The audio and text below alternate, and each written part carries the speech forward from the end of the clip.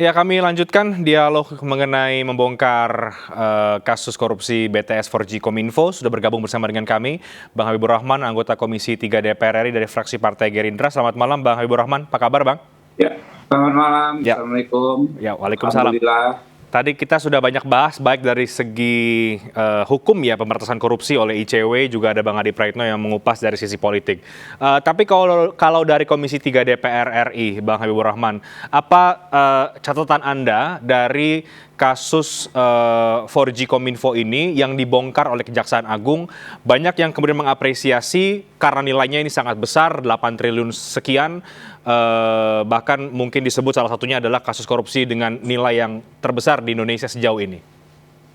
Ya, tentu kita mengapresiasi langkah Kejaksaan Agung ya, yang memang sudah sangat on the track dalam kinerjanya, setidaknya di periode ini.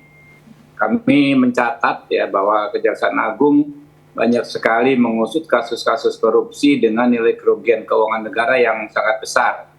Kami juga bisa menilai bahwa Kejaksaan Agung adalah lembaga penegak hukum yang concern terhadap aset recovery ya, pengembalian kekayaan negara yang paling signifikan. Jadi kalau kasus-kasus yang disidik oleh Kejaksaan Agung rata-rata memang nilai kerugiannya besar sekali. Ya, jadi kita menghargai dan kita ingin agar proses pengusutan perkara ini bisa berjalan dengan cepat serta terbuka. Ya. Jadi pihak-pihak yang bertanggung jawab, siapapun atau institusi apapun memang harus dimintai pertanggungjawaban secara hukum. Oke, jadi maksud Anda kemudian karena ini tengah ditelusuri lebih jauh aliran dananya, maka jangan kemudian ada kesan mengincar yang lain tapi melindungi pihak lain. Artinya harus terbuka dan juga transparan ya Bang Habibur Rahman? Ya, satu terbuka dan transparan. Yang kedua jangan takut dengan tuduhan bahwa ini berpolitik dan lain sebagainya karena sudah dekat dengan event pemilu. Ya, secara logika namanya politik itu kan kejahatan merugikan keuangan negara, dan orang yang ada di sektor-sektor yang paling mungkin merugikan melakukan tindakan tersebut memang pejabat tentu adalah orang-orang yang punya latar belakang politik. Jadi jangan ada liburnya gitu loh. Pemberantasan korupsi ini jangan mentang-mentang dekat pemilu kita stop, kita rem, dan nanti dituduh politisasi. Ya jalan aja terus ya Kejaksaan Agung. Saya pikir trennya kepercayaan masyarakat ke Kejaksaan Agung juga tinggi ya. Yang penting disampaikan secara terbuka ya semua kasus-kasus yang diusut oleh Kejaksaan Agung ini. Oke, Bang, ini kan nilainya besar ya, 8 triliun sekian. Bagaimana Anda secara pribadi melihat kasus yang merugikan negara dengan angka yang fantastis ini? Tapi di sisi yang lain tentu kita berharap bahwa ini bisa dibongkar dari hulu ke hilir sehingga terjadi transparansi dan juga bisa betul-betul terkuak siapa-siapa saja pihak yang diuntungkan atau ikut dalam kasus korupsi BTS 4G Kominfo ini, Bang. Ya, ini bukan hanya soal nilai rupiahnya yang besar, tapi proyek ini sangat strategis, yaitu terkait mempermudah akses komunikasi saudara-saudara kita di daerah yang remote, daerah-daerah yang jauh. Kalau Anda di DPR ya, Anda tahu betapa sulitnya ya kita memenuhi harapan masyarakat soal akses kepada telekomunikasi ini. Ya, kita wakil rakyat kadang-kadang diminta, ayo Pak, tolong perjuangkan transmisi di daerah ini, daerah-daerah yang terpencil. Tapi itu kan nggak mudah. Nah, setelah ada proyeknya, ada anggarannya, ya ternyata sebagaimana disampaikan Kejaksaan Agung dijadikan lahan untuk korupsi. Ini kan keterlaluan, gitu kan ya. Jadi bukan soal nilainya 8 triliun, itu besar sekali, tapi sifatnya yang sangat strategis ini komunikasi ini. Kita bayangkan saudara-saudara kita daerah terpencil ya, yang sangat berharap bisa mengakses telekomunikasi ya, pakai handphone sebagaimana kita hari-hari ya, baca berita ya, kemudian juga banyak hal yang bisa dilakukan, transaksi perbankan itu tertunda sampai nggak tahu kapan, karena ini kan kalau kasus sudah disidik korupsi pasti kasus pembangunannya kan mangkrak, akan semakin mangkrak, ya kan, kontraktornya juga nggak jelas, kalau sekarang kan pasti diperiksa satu persatu. Nah, kapan lagi mau selesai nih persoalan jangkauan telekomunikasi di daerah-daerah yang terpencil itu. Dan ya daerahnya masih banyak juga ya, kayak di Papua ya, atau di beberapa daerah yang walaupun bukan di Papua ya juga sangat sulit jangkauan dalam konteks telekomunikasi. Ya. Jadi secara nilai ini besar, tapi juga secara value-nya ini juga besar, karena ini adalah proyek strategis ya. Sangat strategis. Baik, sekali. Mas Biko, kembali ke membongkar proyek bancakan BTS 4G Kominfo ini. Menurut Anda, bagaimana seharusnya kemudian penegak hukum, meskipun tadi dikatakan Bang Habibur Rahman ini sudah on the track, kita perlu apresiasi, tapi apa yang menjadi catatan ICW agar kemudian ini bisa dibongkar secara transparan, apa yang harus dilakukan oleh Kejaksaan Agung dalam hal ini? Ya, Mas Renhat, sebetulnya kalau kita bicara kasus korupsi BTS ini kan tadi ya prosesnya sudah berjalan sejak pertengahan tahun lalu. Nah, ada poin menarik kalau kita lihat rentetan peristiwa di pekan ini, bahwa di hari Senin sebelum penetapan tersangka itu ada pengumuman perhitungan audit BPKP yang sempat saya sebutkan di awal, bahwa angka fantastis ini kan sebetulnya dari perhitungan audit yang dikeluarkan dengan melihat 3 aspek biaya seperti itu, mulai dari pembayaran proyek yang tidak dilaksanakan, kemudian markup, dan juga pembuatan penyusunan kajian pendahuluan di awal. Nah, ya, sebetulnya kejaksaan di dalam hal ini perhitungan yang yang disampaikan ini menjadi titik terang bagi upaya penuntasan kasus ini, serta pintu masuk untuk melihat atau menelusuri pihak-pihak lain yang diduga terlibat. Prinsip follow the money gitu ya, dan juga melakukan penelusuran aset menjadi sangat penting untuk melihat kemana saja aliran uang yang dirampok gitu ya dari proyek ini.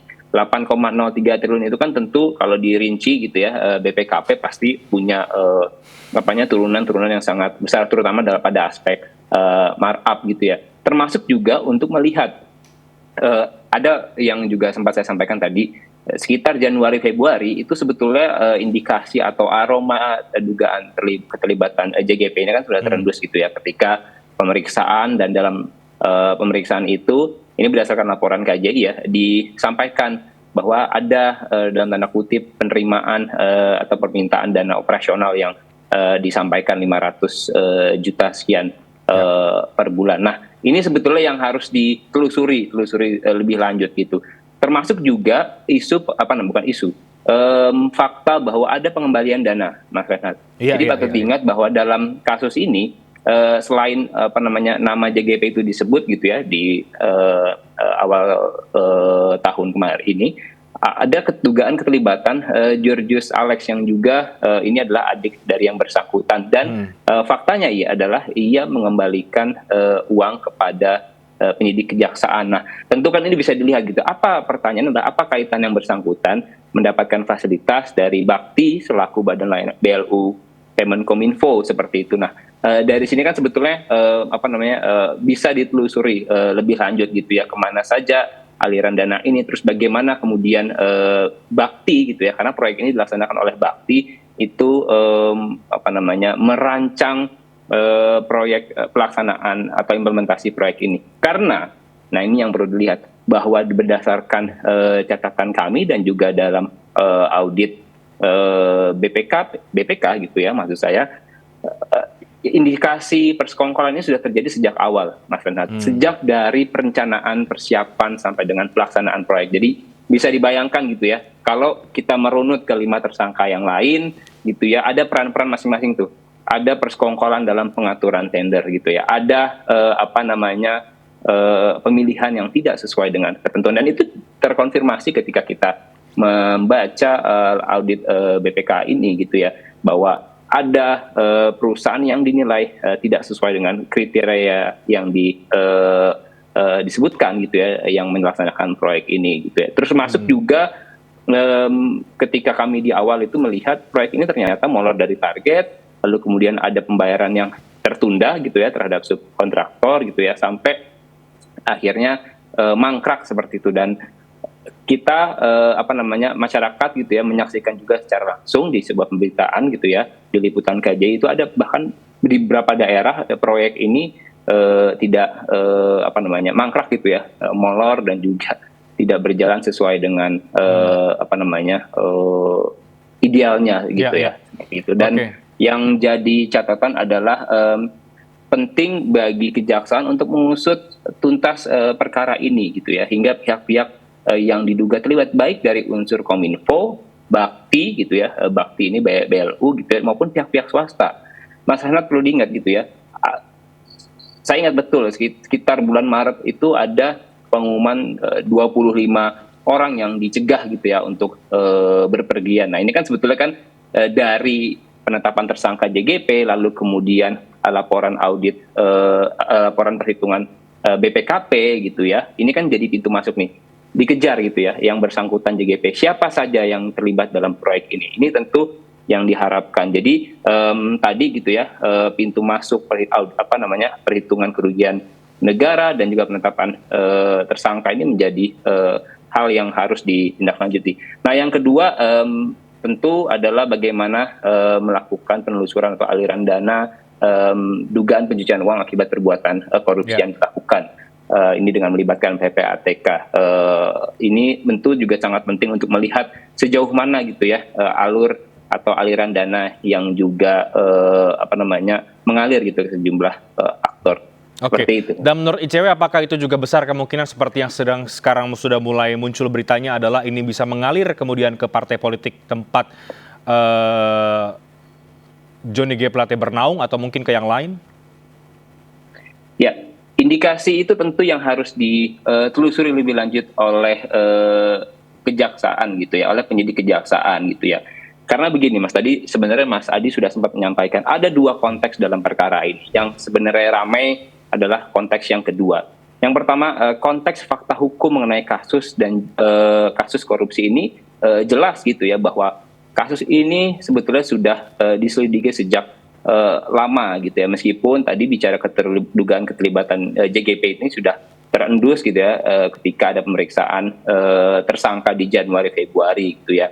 Lalu kemudian apakah ketika kita ingin melihat aliran dana ataupun kaitan politik, nah disitulah peran penyidik kejaksaan untuk menelusuri aliran dana kemana uang itu, uang hasil korupsi itu mengalir seperti itu.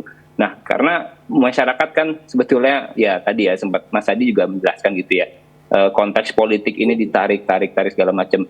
Ya, kalau kita ingin melihat ya tentu ini bisa dibuktikan, bisa kita awasi di persidangan nanti, karena kan kabarnya sudah ada 3 tersangka yang ada pelimpahan berkas gitu ya. Nanti bisa kelihatan tuh bagaimana, kapan dan apa saja bukti atau fakta dari kasus ini yang